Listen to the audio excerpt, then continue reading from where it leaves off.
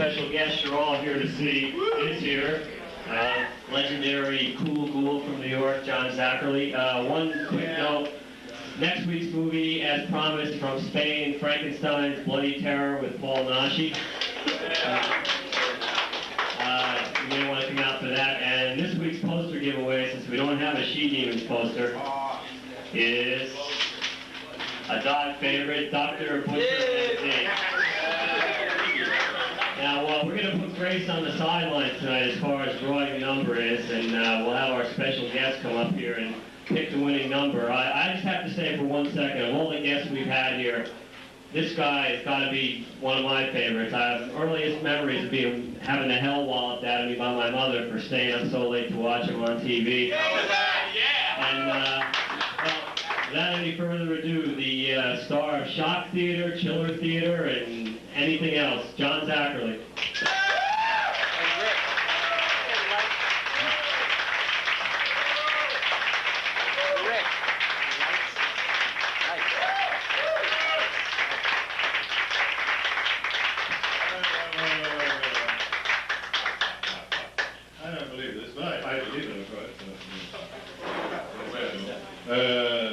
What are you giving away here?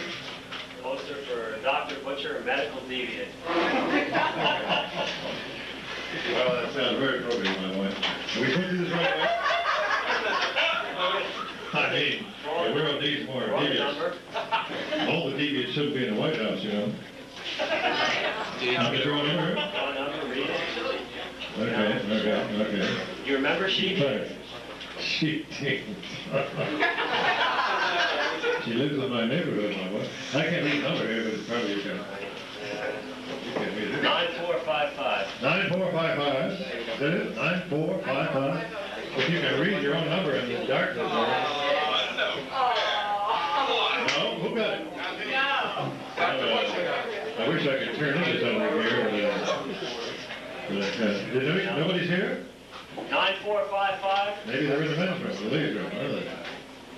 Are these genuine people? 239881. 239881. Winner. We got a winner. We got a winner. Present the prize. How are you? Boy. Working? Ready? Remember the great old days then, eh? Go outside of the world. You must have been some little kid in those days.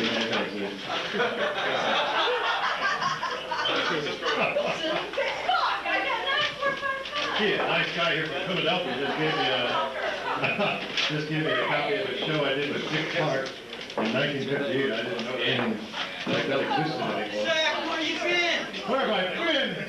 I've been up on 96th Street all these years, waiting for gentrification. It's a pretty dangerous neighborhood, I think. Well, we're gonna show a film here, are we? Is that the first thing we're gonna do? Little Rascals and She-Demons. Well, there must be a reason for that, but we're about to see. Well, afterwards for yes, I certainly will be here afterwards. Answer questions? Well, I don't know about that. Yes, I suppose. Yes, we do. We have a mystery guest here tonight. So stick around with that. And he claims he's not going to come up here, but he will. And he's from one of the great old movies of all time, the horror movies. So stick around with that. And I would say it's been great all these years fooling around on the TV with those really rotten movies. I never heard of this one.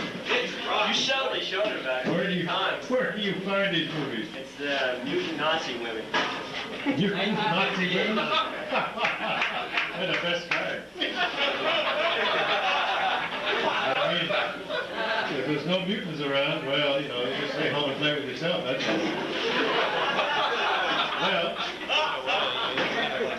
you're gonna roll this film now? Have a seat, and we'll be back in 70 minutes. All right, okay. All right, so stick around here. I'll wander through the crowd here. And I didn't bring gas water with my dear wife in the box and all that stuff, but they're still around in the middle. For a slight fee, I can put on the show here. Available for weddings and bar mitzvahs and all that. This is great. This happens every week here? Every Thursday. Every Thursday. Well, nothing like getting all you deviants off the street. I mean, really. All right, let's see the Rascals or whoever this is. Anybody remember Joe Bova? You remember Joe Bova and the Rascals? Joe Bolton. What's he doing? Joe Bolton. Oh, Joe Bolton. Hey, I was walking down the street. I was walking down the street one day, and I was driving down the street actually, and I saw this cop, walking along, spinning his club and all that stuff. And I parked the car and came back later after dinner, and he's still walking along there spinning the club. I said, hey, what's going on here? He said, oh, well, there's a bomb throughout the street and all that stuff, so I'm protecting the British embassy, wherever it was. And I said, I admire the way you spin the club there. He says, I learned that from Officer Joe. And Officer Joe is out in California. I ran into him. And he's a great old guy. He was a nice old guy. And he's retired out there and slowly fading away, but he's pretty healthy still. And he's still living in the pasture with the Three Stooges and all that, And he was invited to go out there. I think it was on Hollywood Boulevard. They put a star on the pavement for one of the Stooges. But he wasn't feeling good that day. Didn't make it. But Joe's still alive and well. And if I get out there again, I'll say hello to him for you. And who else was there? It was Captain Jack. Remember Captain Jack? And Chuck McCann. And who else was there? Sonny Fox. Doodle Sweever. Who? Doodle Sweever. Oh, Doodle Sweever. Oh, my God. Yeah. Oh, yeah. Great old days. My God. You never forget those days. And you. All right, let's see this flick here, and I'll come back here, and we'll have a symposium after. Ask questions.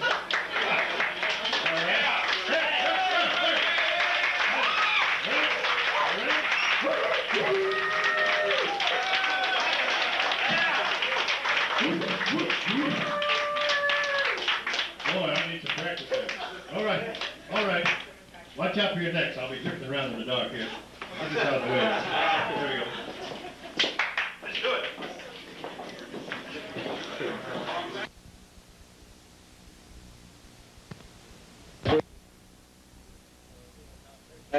About it, nothing ever happened. We made a pilot with, actually got to talk with John Carradine and Vincent Price and people like those two rather were on the show.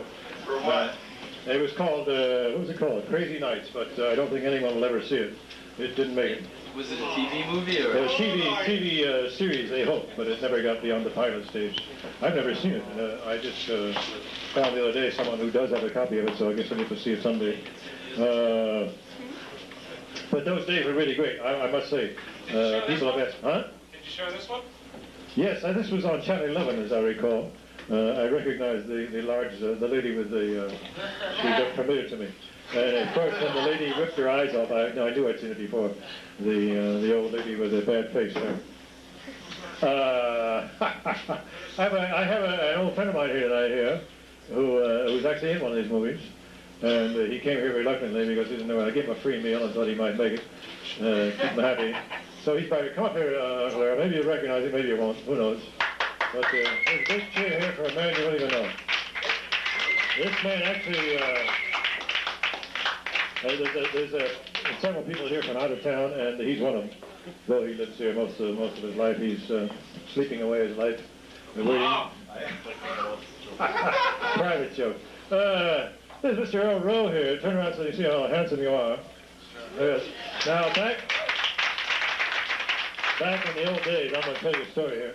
Back in the old days, no, not too far back, all right. Back in the old days in Philadelphia there, he was called upon, I guess he was in New York at that time, Say hello. Hello.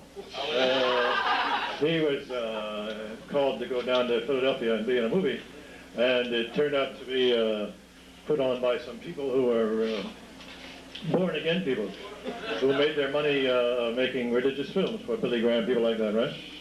Were you the devil? Nod your head. So it ended up as the Blob. And this is the, were you a sergeant? What were you? I was Lieutenant Dave Wilson, Chief of Police. Chief of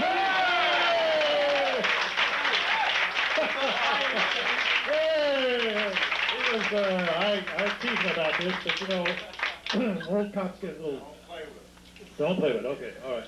Anyway, this is all true, right? Right. Grab the microphone. I was 27 years younger and 30 pounds lighter. That's why you don't remember me. Was it filmed in Downingtown? Yes, it was. Downingtown and Phoenixville. We used a composite of about 3 towns. And good news, Chester Springs, Pennsylvania. The company was in Chester Springs, and it was known as Good News Productions. They had produced about 150 religious films prior to that, and this was their first, no seriously, this was their first venture in feature films. It was produced by a gentleman named Jack Harris, who rounded up the money through 20 friends who were film distributors in the Philadelphia area. And if memory serves me correctly, the budget was $180,000, and they sold it to Paramount Pictures outright for $360,000. How did the Queen It get was in involved? 1957. Huh? How did the Queen get involved? Well, Steve read for it in New York. They were looking for a lead for the thing, preferably a teenager. Was that his first movie? That was his first movie, yes. Was he a jerk? No, I wouldn't say that. I like Steve. We got along very well. We worked about 5 weeks together. He had 7 weeks on the film. I had 5 weeks on the film.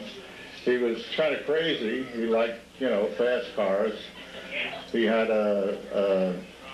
what was it he had then? He had something. He had geez, I can't remember. Whatever, he had an MG, and he claimed it had a Peugeot engine. But we all knew it was just a plain MG engine. But he was forever taking out his tool kit and, fooling around, taking the plugs out and playing around with the car. Don't talk dirty now, don't talk dirty. But we were always getting complaints by the people around the town because he would drive through there at 80 miles an hour and spin out taking a turn and go up on somebody's lawn and cut their lawn all to hell. So the studio was forever paying for people to have their lawn resodded and what have you. But he was a little crazy, but he was a nice kid. He was 27 years old at the time. So I guess he never really outgrew that craziness. He liked motorcycles and fast cars from way back then. You told me one time that he liked to play around with the script, right? Oh, yeah. Yeah, Steve was a product of Actors Studio, for those of you who didn't know that. And he was very method conscious in those days. I guess he always was. But the script was written for a 17-year-old high school kid. They were both supposed to be teenagers, he and Anita Corso. And Steve knew that these lines would seem ridiculous, coming out of him. He was then 27 and looked about 25. So instead of using the author's words, he just made up his own or didn't say anything, would just shrug and look at me, and I never knew when the hell I was going to get a cue because Steve very seldom said what was in the script. So that's why we ran 2 weeks over in the shooting schedule. But it worked out in his favor anyway. Are you married? Am I married? Yes. Not at the moment. Why?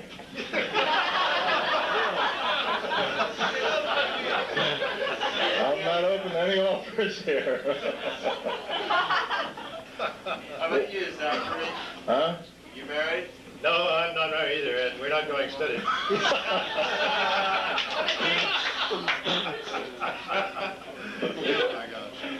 What do you know about fisting? I saw my first gay movie the other night. That's what he's talking about. I never seen one of them. That's very exciting. I mean, really, up to here. All I can say is, holy shit.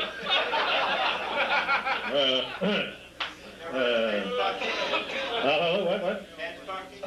Didn't see anybody do it with their head. No, I didn't do that, no. Surely. You didn't see that? Oh, was this the rig? Good Lord. Well, this movie, I've always thought that what they should do is make the Blob 2, get together everybody except Steve, who's not available. They made a Blob 2? Son of Blob. Yes. They did the sequel, right? Son of Blob. Yeah, with Godfrey Cambridge and Carol Lindley. He didn't invite you? No, they didn't invite me. They were all out the coast by that time. They use the same diner? Huh? They use the same diner? Same diner? They use the same diner? No, they didn't. They shot it in Hollywood. They didn't come east for any of the location shots. And I saw the sequel, and it's not sour grapes, but I think, they wasted their money on the sequel. Yeah. It's pretty bad, wasn't it? Yeah. Yeah, it didn't compare with the original. The original's now a classic. Right? Where did you get the Blob? an interesting story on that. They had one of Disney's top special effects men doing the special effects on that movie. And as I said, this was a religious outfit, you know, the Good News Productions. And this man was of that religion. And he quit Disney Studios to come and live in this commune with this Good News Productions outfit. And he did all the special effects. And he's one of Disney's top special effects men. And the blob itself was a weather balloon covered with silicone. And they had a light inside of it that pulsated, and they also could inflate it and deflate it, you know, to make it strong. And all the scenes of it oozing out of the... Yeah, he did all that. How he did that, I don't know. Where it came out of the projection room and under the door of the freezer and all that. What about the air vents? Is that jello? A what? The air vents. The air vents. I don't know. See, we weren't around when they did the special effects. They were done separately. Was that done in Hollywood, or...? No, that was done out there, too, in Chester Springs, Pennsylvania. Yeah, but I didn't see any of the special effects being made. But I did see the weather balloon covered with silicone, and I knew how it was done, you know. Did you have to act with it? Was it scary? No, I didn't have to act with, no, it wasn't scary. I almost got killed in that movie scene because they didn't use actors, they used townspeople. And they told them, now you've been horrified at what you've just seen, and we want you to come racing out of this movie theater. And I was carrying this Winchester rifle. And those of you who know, that's, you know, it's a pretty heavy piece. And they said, now you want to rush in, you know, fight your way through this crowd. Well, if you're working with non-professionals, their one concern is the, you know, act. And they come pouring out of this movie theater, and it was all I could do to get past them. We shot it in 2 takes. The first take, a girl fell down and was nearly trampled to death. And I think they left that scene in the picture. I'm not sure. Yeah, she fell, and they really, people stepped on her and every damn thing. But then they shot it again to eliminate that, but I think when they saw the rushes, they decided to use that first take. But that was the scariest thing about it, fighting these townspeople to get into the theater when they were pouring out of the theater after seeing the blob. But I only saw the blob when the picture was completed, you know. So there you are. Well, I think to tell the truth.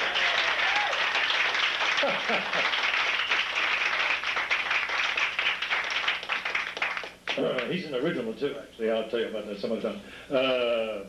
I actually think, though, that had they known about me, I would have provided one of my amoeba, which would have looked, it would look better than that lousy blob. I mean, really, I'm an expert on it.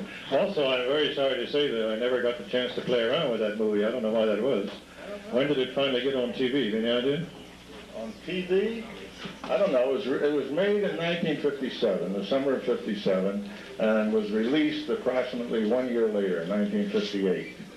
And I don't know when it was first shown on TV. I'm talking about theater release. Well, maybe that's the reason. Maybe they held it off TV for a while. Maybe that's why I never got to play with it, because I had a good time with you simple shit. Well, wait a minute there. Did you ever do your face upside down, doing that when I hold your hand or anything? Did I ever have my face upside down doing what? Where you would draw your eyes on your chin and say, Oh, no, I never did that, but I know what you mean. I understand what you mean. It sounds like something Subi Sales would have done, wouldn't it? Well, let me try to think of here. Somebody else was talking about Officer Joe back there. I'm reminded that he's a great old guy. I should really, I'll write him a letter and tell him you're all asking for him. He enjoy that.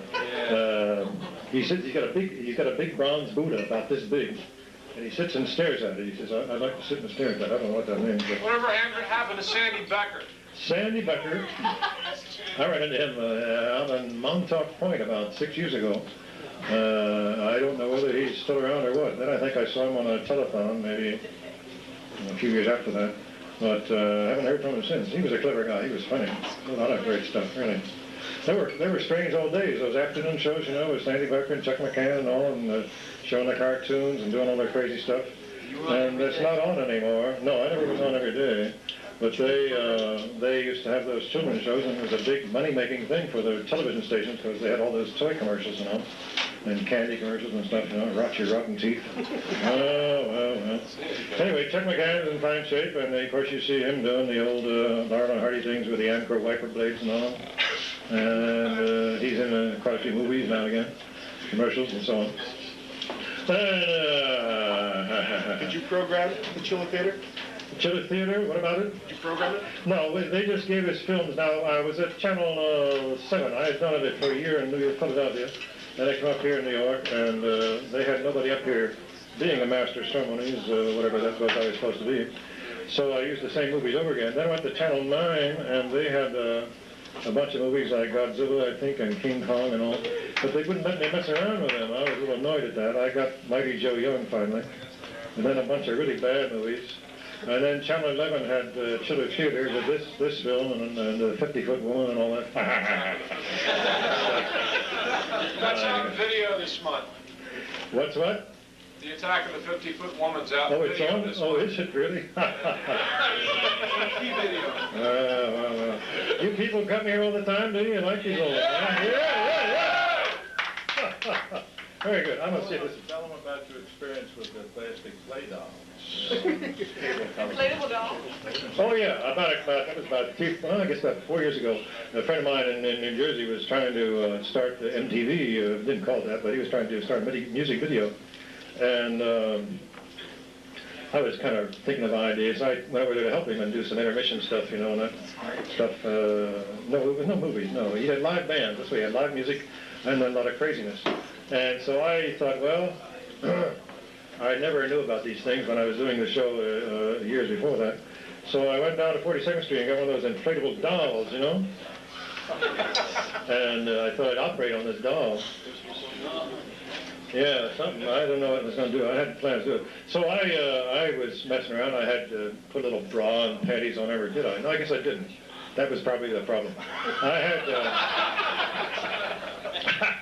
They were over here and she was here, and I had a sheet over, and I intended to take a little air out of her so that you can make her wiggle. You know, you grab the back of it like any balloon inflated thing. Yeah, and if you move it, you know.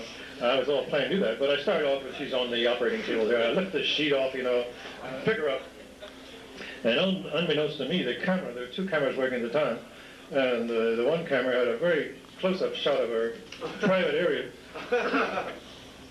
Which in rubber balloon type people isn't really very exciting, but you know, it's there because that's how they make them, so that you can have some fun there. And all of a sudden, out from the, I'm aware of the fact, it was like here, there was one light and I really couldn't see much going on. I'm operating on this thing, and I think at that point I was kind of dressing her up, but it was, unbeknownst to me, it was too late. And all of a sudden I'm aware of the fact that everything was talking going on and the whole thing had stopped. And it turned out, speaking of Born Again, that this was a little station out in Bergen County, Bergen Community College. And it was the local cable station's gift to the people for letting them rip them off for all the money. They make a little studio and the people can use the studio, you know, public access studio. And it turned out that the guy who was running the whole thing was a born-again guy. And when he saw this thing, you know, I went, oh, hey, boy, that was the end of that show. And I got kind of pissed, and I walked away from it. I said, oh, the hell. I couldn't stand it. You know, I was going to have a lot of fun with it. I really ended up giving it to him. What, did you have any fun with it? It wasn't that great, Wasn't that great? Did you inflate it? Oh, sure. Oh, I was afraid to cut you in two. Still wasn't any fun, huh? Oh, dear, oh, dear. Well. Well, Did you fist it, something? Fist it? Oh, how do we get into this? Well, there's an inflatable man over there. I didn't notice that. That's great. Take him down. Oh.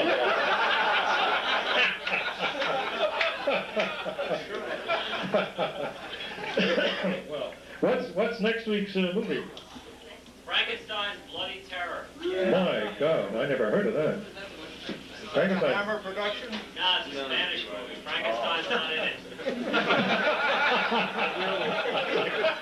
Frankenstein's not in it. Well, I'm always amazed. People think I'm you know, I have all the greatest knowledge in the world about all these films. I really don't. A person like this who's really crazy knows all of them. There's a couple other people I've met here who have great collections. And I've only seen what's on TV and a few movies. When I was a kid, I wasn't allowed to see these movies. Can you believe that? I mean, that's what life was like, you know, 100 years ago. You were in it just for the money. Yeah. And I I was amazed. I had just, we used to have it was like a rating system that they have now with the X and the R's and all that stuff. And in days gone by, they had little booklets come around that tell the parents what was good for kids to see. So I sat home on a lot of Saturday afternoons. Were you allowed to see these movies? Oh, yeah, yeah. I didn't live a sheltered life like you did. Yeah. Well, Who designed your clothes and didn't even know how to have fun with a rubber lady, huh? Who designed your clothes and makeup? Oh, well, that's another thing. See, that's weird. I did this in Philadelphia, and I wasn't as dumb as I thought I was, because everybody said, well, what should we make him look like? Well, they thought that Bela Lugosi playing Dracula would be something I could look like. But when we did it, and they started to show the movies, well, I didn't really look like that. Looked more like, what's the guy, Lon Chaney, sort of, Phantom of the Opera sort of look. And it was very carelessly done, because in those days, I could do it in about, I'm sorry I didn't do it tonight, I should have. Ashamed myself. You should have. I could do it. I mean, if you got some old cigarette ashes, I could do it. But it was done very, very sloppily because the transmission back in the early 60s wasn't all that great in black and white, and the lighting was not bad. But nowadays, when it's in color, the sets are so brilliantly lit that I still haven't figured out how to put that makeup on for color. It's pretty weird. Is it like witchcraft? You're around Like, I hate myself to interrupt anybody, but like, it just crossed my mind, like with the makeup, did you ever get into like with Dracula and maybe witchcraft, like with makeup and shit? Is that how you sort of sliced into it? Like, I didn't do it. like, I could actually do my makeup, you know what I mean? Like slashes and shit. Like, was that like a push down? Well, as a matter of fact, when we first started, one of the things I said, I forgot that one thing we did and we stopped doing, we also had makeup that made it look like my lips were sewn together at one time. That was in Philadelphia. And we did that a couple of weeks and decided that didn't look too great, so we got rid of that. Looked like I was a dried mummy's head, What do you think of Philadelphia? I'm sorry? What do you think of Philadelphia? Well, I thought it was a big town until I got to New York. And then I was very annoyed that my parents didn't have me born here instead of down there. You thought that was a big town too, yeah? Oh, it is a big town. Yeah. Well, What are you doing, attorney? Geek Maggot Bingo. I've never seen that. They asked me to be in that movie. I said, I really don't know. I read the script, and I thought this was the first movie that this young guy had done since he got out of a film school. Yeah, one of the stars is here tonight. Yeah, really? Yeah. Oh, well. Anyway, I kind of, I can't see, but I'll meet him wherever it is. Anyway, Did Dr. Shock have to pay you for using the makeup? no, Dr. Shock was a magician down in Philadelphia, and they called me and asked me if I wanted to come back and do it, and I said no, and they said, well, do you mind if he wears your stuff? I said, I have no real copyright on that, so he did that. But, what were you talking about there? Geek Maggot Bingo. Yeah. Well, so what they said, well, why don't you introduce the film, So I said, well, okay, I'll do that or something. But then I understand they took all the little stuff that I did and put it in the movie or something. I don't know if that's true or not. But I never got to see it. Did you play an Undertaker in a live Western show on TV? You bet. That's the beginning of my life. In Philadelphia, which is actually shown up here, too, yeah, that's true, the coat. Yeah. Jesus, he knows more about this than I do. The costume, right. The costume I stole from a little theater group that I belonged to in Philadelphia, the big black coat. And I guess that was basically the thing. And then from some costume store, we got the little fake jewelry and all. Costumers, rather. Do you still own that costume? Yeah, still got it. I saw you. Raggy old thing. I got two. I got a nice one for funerals, and I got a really ratty one, the old original. What are you doing to earn a living now?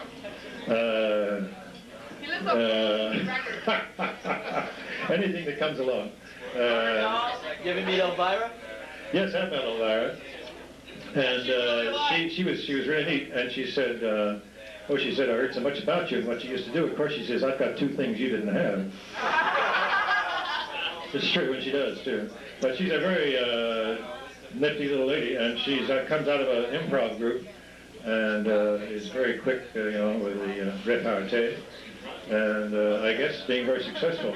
At the time I met her was about 2 years ago, and they were struggling very hard to get more and more stations into their little network. And I assume by now they've got all kinds of posters and things like that for sale and some T-shirts and all. What about Alice Cooper? Alice?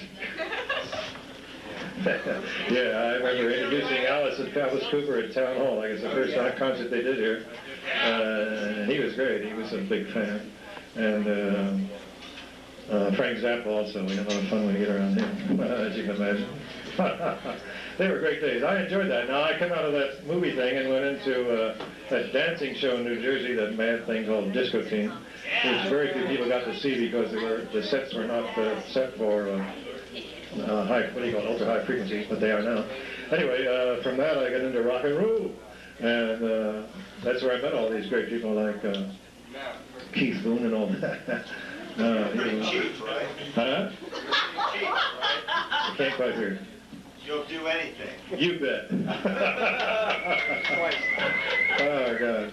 No, I enjoyed that, and especially acts like Alice Cooper and all. We had a lot of fun when we got together. And in other words, I've never grown up yet. I'm still listening to rock and roll. Good. Yep. And when's your next Fangoria interview? Fangoria, oh my God, yeah, Fangoria. The old, what was the other magazine? Famous Monsters, right? Famous Monsters has disappeared. Those guys have taken their money and retired. And now we got Fangoria. He's got a magazine called Monsters, just. Monster what? Forrest Heckman's got another magazine on his own called Monsters. Oh, no kidding. Oh. Well, I thought he really quit altogether, but I guess he's got so much stuff in his closet that there's no reason to quit. Just start something new, huh? God. Never met him. I met James Warren. He was out of Philadelphia, too. A lot of strange things came out of Philadelphia. It's true. Can we all live with you? Sure. Well, I hope you have a happy Halloween, and Thanks for coming. yeah, listen, enjoy being here.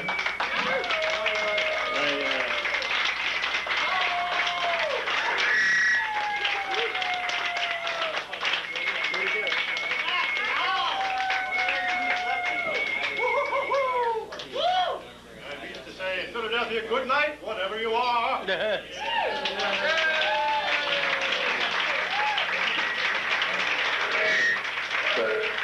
A big hand for Zacherley, another orchestra presentation.